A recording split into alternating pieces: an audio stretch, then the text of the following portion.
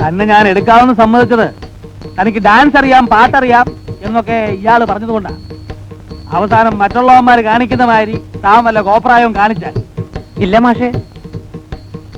പിന്നെ തന്റെ കളി എനിക്ക് ബോധ്യമാകുന്നത് വരെ ശമ്പളമില്ല.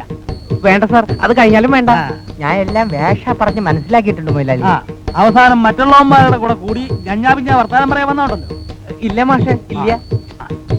അപ്പോ ഈ പുരാണ കഥകളാണ് നമ്മൾ ബാലയായി അവതരിപ്പിച്ചുകൊണ്ടിരിക്കുന്നത്. നാട്യശാസ്ത്ര പ്രകാരം ഈ പുണ്യപുരാണ കഥാപാത്രങ്ങളെ അവതരിപ്പിക്കുമ്പോ നമ്മൾ നിർബന്ധമായും മത്സ്യമാംസാദികൾ ഉപയോഗിക്കാൻ പാടില്ല. അല്ല, അതിപ്പോ പുരാണായാലും സോസിലായാലും ഇവിടെ മത്സ്യമാംസം ഒന്നും ഇല്ലല്ലോ. ഒന്ന് മിണ്ടായിരേ മുതലാളി.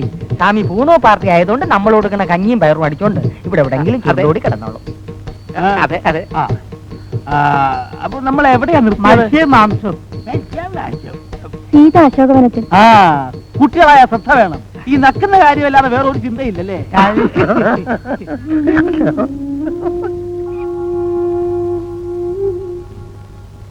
ഇതെന്താ സത്ര വേണോ? തൊതു വരാനും തൊതു പോകാനും. ബസ് കിട്ടില്ല. അതെങ്ങനെയാ? ബസ് കിട്ടണമെങ്കിലേ മനസ്സ് നന്നായിരിക്കണം. നാളെ പോലും ഇങ്ങനെ താമസിച്ച് വരാനുള്ള ഉദ്ദേശമാണെങ്കിൽ ഇങ്ങോട്ട് വരണ്ട. മനസ്സിലായോ? താൻ ഒരുത്തിക്ക് വേണ്ടിയാ ഞങ്ങൾ ഇത്ര നേരം റിഹേഴ്സൽ നിർത്തിവെച്ചത്. നീ എന്റെ രോഹിനെ ചീത്ത പറയല്ലേടാ.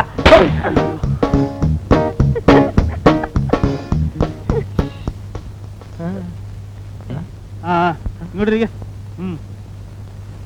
അമേരിക്ക.